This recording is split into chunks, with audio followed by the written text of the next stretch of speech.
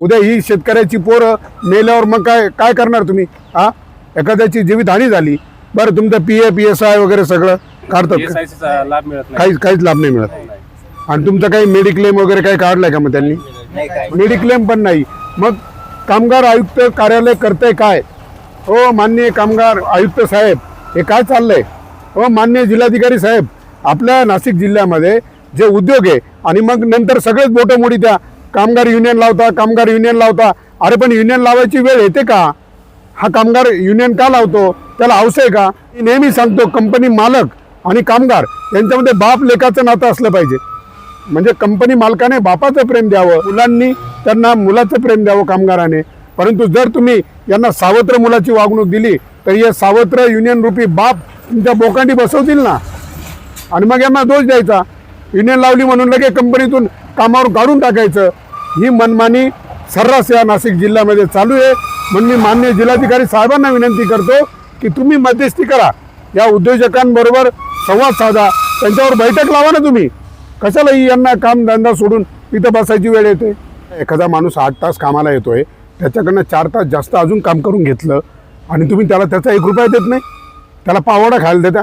लाज वाटू द्या ना. म्हणजे तुम्हाला 8 तासाच्या पगारामध्ये तुम्हाला 12 तास काम करून पाहिजे आणि मग म्हणायचं महाराष्ट्रातले हे स्थानिक मुलं काम करत नाही, आम्हाला UPMPचे भय्य पाहिजे. मग तुम्हाला भय्य पाहिजे असतील ना, हे कारखाने उचलायचे आणि UPMP बिहारला घालायचे. म्हणजे जमिनी आमच्या, लाईट आमची, इथल्या सुखसुविधा आमच्या, पाणी आमचं आणि रोजगार काय UPMPला? लाज वाटू दे जरा. आणि खरंच सगळ्यात पहिलं या जिल्ह्यातले पुढारी काही मेले का? का रे मतदान मागायला इतर गोष्टीला तुम्हाला म्हटलं का आम्ही दिसतो, आमचा कामगार दिसतो, शेतकरी दिसतो.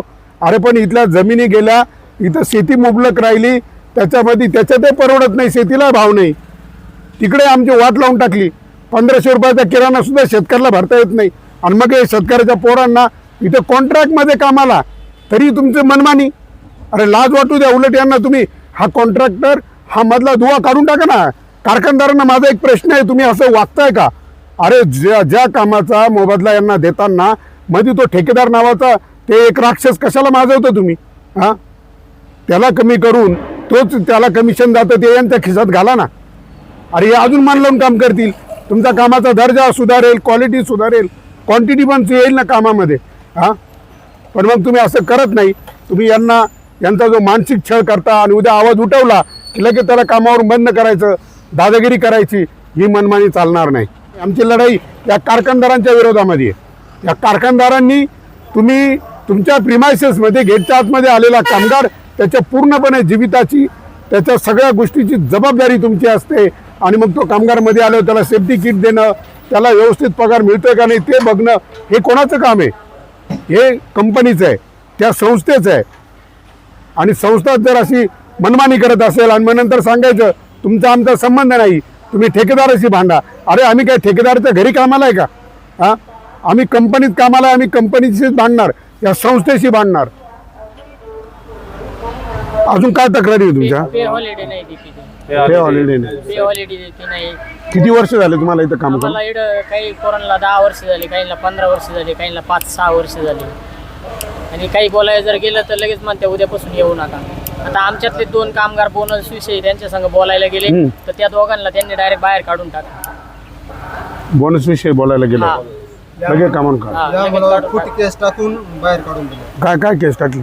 शिव्या दिल्या म्हणून. आता तो सुट्टीवर जायला होता, तो प्रवास मधून आला, तो त्याला जाग नाही आली, तो ड्युटीवर नाही आला. तर त्यांनी फक्त सुपरवायझरला फोन केला का मी कामावर येतो उद्या. तर सुपरवायझर लगेच म्हण नाही म्हणा शेठ संघ बोलून घ्या. तर तो फक्त म्हणा ठीक आहे म्हणा, मी बघतो म्हणा, बोलतो बघ त्यांच्याशी. आणि याच्यावर सुपरवायझरनी सांगितलं का यांनी मला शिवीगाळ केली, खोटी केस टाकली त्याला आणि त्याला बाहेर ठेवली. म्हणजे ही मनमानी का चालली?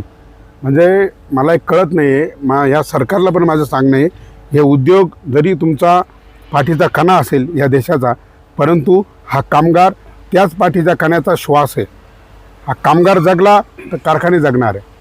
म्हणून तुम्ही असं आमच्या स्थानिक भूमिपुत्रांना सावत्र पण न देता तुम्ही त्यांच्या न्यायाच्या बाजूने काही निर्णय घेतले पाहिजे.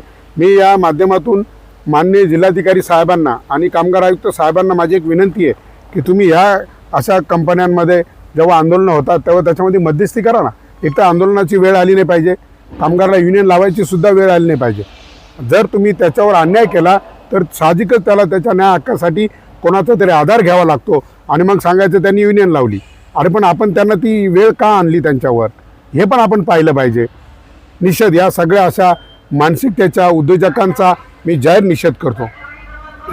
मध्ये कंपनीत पिण्याच्या पाण्याची सोय नाही आहे. हां, बाथरूमला जर यायचं असलं तर सुपरवायझरची सही घेऊन यावं लागते. बाथरूमला जायला सुपरवायझर सही घेऊन यावं लागते. कॅन्टीनला चहा नाश्त्याची कामगारांना सोय नाही. बाप. तो खर्चाने करून घेतात कामगार. नाही नाही, विशेष म्हणजे जास्त भयानक म्हणजे असं आहे का इथे म्हणजे जो तुमच्याकडून ओव्हर टाईम करून घेतला जातो. अरे धुणं भांडं धुणाऱ्या बायांना सुद्धा थोडं जास्त वेळ थांबले तर त्यांना सुद्धा त्याचा मोबदला मिळतो रे. हां, आणि इथं 4-4 तास तुम्ही या कामगारांना राबवून घ्यायचं आणि उद्या जरा काय म्हटलं का लगेच त्यांच्यावर मनमानी करायची. म्हणजे कारखानदार तुम्हाला 8 तासाच्या वरती 1 रुपयाचा पगार देत नाही नाही आणि म्हणजे ते 4 तर ओव्हर टाईम केलं तरी नाही. नाही आणि 8 तासाला काय पगार आहे आता तुम्हाला? 8 तासाला आता 835. 835 रुपये. त्यांना 792 आहे. जे हां. सेमी स्किल मध्ये आहे त्यांना 835 सेमी स्किल. आहे. अनस्किल्ड मध्ये ना त्यांना 792. आणि युनियन लावायच्या अगोदर दररोज ओव्हर टाईमला थांबवायचे. ज्या दिवशी युनियन लागली ना तसपासून आम्हाला आहे ना आजपर्यंत ओव्हर टाईमला थांबवलं नाही. नाही ना. नाही आमचे 25 दिवस भरले तर मग बघा हे या कारणासाठी लावायला लागते युनियन. नाही तर मी स्वतः युनियनच्या विरोधामध्ये की कुठल्याही कारखान्यासमोर उद्योगासमोर युनियन किंवा असं आंदोलन झालं नाही पाहिजे. परंतु ही वेळ येते म्हणजे आधी तुम्ही त्यांच्यावर मनमानी करत होते, मग युनियन लावली, आता मनमानी बंद केली आणि आता काय सुरू केलं आता त्यांनी? आता त्यांनी डायरेक्ट 9 तारखेपासून सांगितलं एकच शिफ्ट चालू आहे. आम्हाला सगळ्यांना बाहेर ठेवलं. म्हणजे आम्ही जे युनियन केली ना ज्या मुलांनी त्यांनाच बाहेर ठेवले आणि जे बिना युनियनचे मुलं आहे ना ते सगळे मध्ये आहे. आणि परत त्यांना तास चालू आहे. त्यांना तसंच चालू आहे. हा, ओव्हर टाईम हा. करून घ्यायचा. हा, 4-4 overtime तास करून घ्यायचं. म्हणजे 8 तासाच्या पगारामध्ये 12 तास काम करून घ्यायचं. मग आता कामगार आयुक्त साहेब तुम्ही झोपले का? हो माननीय जिल्हाधिकारी साहेब, या गोष्टीकडे लक्ष द्या. तुम्ही शासनाचे प्रमुख आहात, जिल्ह्याचे प्रमुख आहात, तर तुम्ही याच्याकडे लक्ष द्या. बघा या कामगारांना उपासमारीची वेळ आली म्हणजे यांनी स्वतःचा हक्क मागितला की लगेच त्यांच्यावर मग अन्याय करायचा, गेट बंद करायचं, कामावरून काढून टाकायचं, कमी करायचं. म्हणजे निमूटपणे अन्याय सहन करणारा कामगार तुम्हाला पाहिजे. हां, निषेध या अशा गोष्टीचा. मग आता काय बाहेरून कामगार आणले का त्यांनी? नाही जे दुसऱ्या शिफ्ट आहे ना त्यांची एकच शिफ्ट चालू ठेवली. एकच आणि शिफ्ट एका शिफ्टला आणि 2 आम्ही शिफ्ट आहे. अन्याय- फर्स्ट आणि सेकंड 2 शिफ्ट आहेत. एका शिफ्टची माणसं पूर्ण बाहेर आहे आणि एका शिफ्ट मधून दोन्ही शिफ्टचं प्रोडक्शन काढून घेत आहे. दोन्ही शिफ्टचं ओव्हर टाईम करून. ओव्हर टाइम करून. म्हणजे त्यांना जनावरासारखा अन्याय करायचा. हां, आणि म्हणजे आता त्यांना कळायला पाहिजे का हे जर जात्यामध्ये तर तुम्ही सुपाते राजा हो. मग ते बाहेर थांबत नाही का ते? नाही, ते नाही ते थांबती. नाही पण हा ते पोरं म्हणता तुम्ही लवकरात लवकर काहीतरी करा, आम्हाला पण लय तकलीफ होऊ राहिली मध्ये. आणि मग आम्ही या अन्यायाविरोधात आम्ही आवाज उठवल्यामुळं आम्हाला आज जी उपासमारीची वेळ आली, आम्हाला बाहेर बसवलं सगळ्यांना. आणि 2022-23च्या आधी आम्हाला पेमेंट होतं 490 रुपये. तर कंपनीचा एक शिफ्ट ऑब्झर्वर होता, तो आमच्यासाठी देव माणूस आजही पण आम्ही मानतो. अक्षय साहेब तर त्यांनी या केस कॉन्ट्रॅक्टदारांचा उलाढा केला, काय उघड काय कारण त्यांनी केलं. तर त्यावेळेस आमचं पेमेंट 490 वरून डायरेक्ट 730 वर आणलं. त्याच्यानंतर 2 महिने आमचा जो ओव्हर टाईम होत होता ना त्याची भरपाई आम्हाला मिळाली. त्या साहेबांनी सांगितलं तुम्हाला बोनस ओव्हर टाईम सगळं आहे, तुम्हाला बरोबर. सर्व भेटणार आहे. बरोबर. त्या साहेबांची बदली झाली पण हे परत तसं चालू झालं. ते पेमेंट स्लिप नाही, कोटीच गोष्ट पेमेंट स्लिप पण देत नाही. पेमेंट स्लिप पण 26 आणि आणि तेव्हापासून जे पेमेंट वाढलं ना आम्हाला 490 वरून 730, तर तेव्हापासून आम्हाला जबरदस्तीनं फर्स्ट शिफ्टला 2-2 सुट्ट्या. आम्हाला गरज नसताना पण सुट्ट्या घ्यायच्या. आणि आम्हाला आता आहे ना 18 आणि तुम्ही हे खासदारांना नाही सांगितलं का? सगळ्यांना सांगितलं तुम्ही- कोकाटे साहेबांना सगळ्यांना निवेदन दिलेलं आहे. सगळ्यांना निवेदन दिलं. सगळ्यांना दिलेले. अरे मग आपल्या एरियामध्ये एक उद्योजक आहे, ते एवढी मनमानी करताय. म्हणजे उद्योजक देतोय आणि तिथं जे ठेकेदार आहे किंवा तिथले जे अधिकारी आहे ते जर मनमानी करताय, मग तुम्ही काय करताय? मग तुम्ही केव्हा यांच्या मदतीला येणार आहे? वाजे साहेबांना त्यांना दिले. निवेदन दिलं का? त्यांना पण दिलं. आहे का फोन कोणाचा? लावा बरं फोन. नाही, नंबर नसेल. नाही. नंबर नाही पण मग त्यांचं निवेदन दिलेले फोटो आहे आमच्याकडे. फोटो आहे. कोकाटे साहेबांना दिलं हा त्यांना दिलं. ते नव्हते त्यांचे PNT होते त्यांच्याकडे. बरं, आणि वाजे साहेबांना प्रत्यक्ष भेटले का तुम्ही? नाही, वाजे साहेबांना प्रत्यक्ष भेटले. भेटले का? हा, काय म्हटले त्यांचं काय म्हणणे? त्यांच्या पुढे सविस्तर सगळी माहिती दिली. हा, त्यांनी ठेकेदाराचं नाव विचारलं. मी हा. ठेकेदाराचं नाव सांगितलं. त्यांनी विषयच बदलून त्यांनी टाकला. विशेष बदलून टाकला direct. परत त्याच्यावर चर्चाच नाही केली. फक्त लिहून द्या तुम्ही कुठून आले, कंपनीचं नाव वगैरे. आम्ही तेवढं लिहून दिलं. प्रॉपर तरी लक्ष नाही तुम्ही त्यांच्या गावात आहे? खासदारांच्या गावात प्रॉपर आमच्या गावात नाही. तरी लक्ष नाही. लक्ष नाही. त्यांनी ठेकेदाराचं नाव ऐकलं. ठेकेदार डायरेक्ट सांगतो खासदार आमदार माय माणसं. माणसं पुढे जा काही करा. आणि सगळे कामगार किती मध्ये? सगळे कामगार ठेकेदाराचं म्हणणं असं आहे, 80 कामगार तुम्ही कुठलाही बादशाह ना माझ्या पुढं, मी कोणालाच घाबरत नाही. आणि काहीच करू शकत नाही. तुम्ही काहीच माझं करू कोणीच शकत काही बिघडू शकत नाही. दमदाटी करून आम्हाला direct गेटच्या बाहेर ठेवून दिले. आमच्या जे महाराज धमक्या. 25 महाराजा दिवस- 25 दिवस भरले तर आम्हाला 23 आणि 22 दिवसात पेमेंट टाकेल. बाकी दिवस बिल ठेवून टाकेल. हा का? आणि म्हणजे दिवस आहे कमी, त्याचा पगार आहे कमी, आणि वरतून परत दादाजी परत घुसून मारेल, जिवंत मारेल अशी धमकी यांना दिली. आम्ही ठेकेदारावर केलेली कंप्लेंट. हा हा. माझं जर टेंडर गेलं तर तुम्ही सर्व जावाजून जबाबदार. हम्म. एकाला बघून घेतो. बापरे. आणि आपल्या मुंबईची मीटिंग, या मीटिंग मध्ये सर्व मान्य केलं होतं. हा हा. ठेकेदार ही मीटिंग झाली 8 तारखेला. आणि ही कोणाबरोबर झाली? लेबर कमिशनर मुंबईला. मुंबईला. बरं बरं, मग त्यांनी सगळं मान्य केलं होतं. ठेकेदाराची सही आहे. स्वतः हा. ठेकेदार तिथं आहे. हे आपले युनियन वाले आणि आमचे काय बरं बरं. मान्य केलं.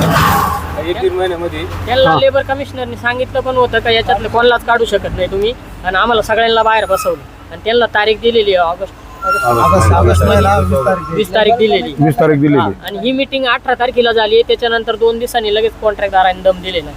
आमचं जर कॉन्ट्रॅक्ट गेलं ना तर मी एकाला बघून घेईन.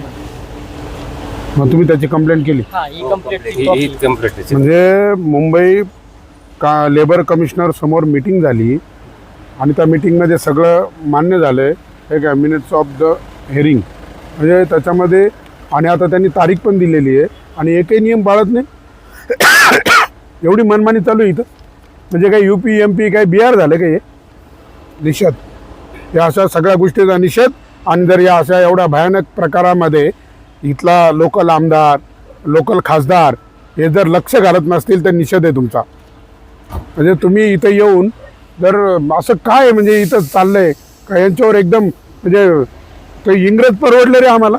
एवढे अमानुषपणा इथं त्या सांगताय तरी अंगावर असे शहारे येतात. हां, म्हणजे फक्त यांच्या गरिबीचा, यांना कामाची गरज असल्याचा गैरफायदा घेताय तुम्ही. हां, निषेध, एकदम निषेध. म्हणजे यांनी काम पाहिजे, कामाची गरज आहे, मग आणि आवाज उठवला का लगेच गेटच्या बाहेर, मग गेट बंद करून टाकायचं. ही मनमानी चालणार नाही. मी या माध्यमातून माननीय लेबर आयुक्त साहेबांना आणि माननीय जिल्हाधिकाऱ्यांना विनंती करतो, आणि माननीय कोकाटे साहेब, माननीय खासदार वाजे साहेब यांना सुद्धा माझी एक विनंती आहे की तुम्ही या प्रकरणामध्ये लक्ष घाला. म्हणजे तुम्हाला येऊन लोक भेटताय आणि तुम्ही ठेकेदाराचं नाव सांगितलं का तुम्ही लगेच विषय बंद करून टाकता. म्हणजे काय नक्की काय चाललंय? म्हणजे जर तुम्ही माणसं पाहून तुमचा न्याय असेल, माणसं पाहून तुमचं काम असेल, तर असे आमदार, असे खासदार आम्हाला नको आहे. निषेध अशा या मनोवृत्तीचा. म्हणजे तुम्ही यांच्या पाठीशी उभं राहिलं पाहिजे. इथून कंपनीचा कान धरला पाहिजे. तो ठेकेदार कोण आहे त्याला पण कळायला पाहिजे की बाबा आपल्याला जो काही सर्व्हिस चार्ज मिळतो, एकूण कंपनीत कोणतेही ठेकेदार तुम्ही लेबर पुरवा, सिक्युरिटी पुरवा, आमची हरकत नाही आहे. ते UP-MPच्या भैयांनी येऊन पुरवण्यापेक्षा तुम्ही लोकल माणसं जर पुरवत असाल आम्हाला त्याच्यात आनंदच आहे. परंतु तो तुम्हाला 10% सर्व्हिस चार्ज आहे ना, तेवढ्यामध्ये समाधान माना ना तुम्ही. पण जर तुम्ही यांच्याच पगारावर जर डल्ला मारत असाल, तुम्हाला जर एका रात्रीतच खूप अब्जाधीश व्हायचा असेल तर निषेध आहे. अशा वृत्तीचा सुद्धा निषेध आहे. मी या सगळ्यांना माझी एक विनंती आहे की तुम्ही परत तुमच्या या अशा वागण्यावर पुनर्विचार करा आणि या स्थानिक भूमिपुत्रांनो अन्याय करू नका. जय जवान, जय किसान, जय जवान, जय किसान. कामगार एकजुटीचा, विजय असो. कामगार एकजुटीचा विजय असो.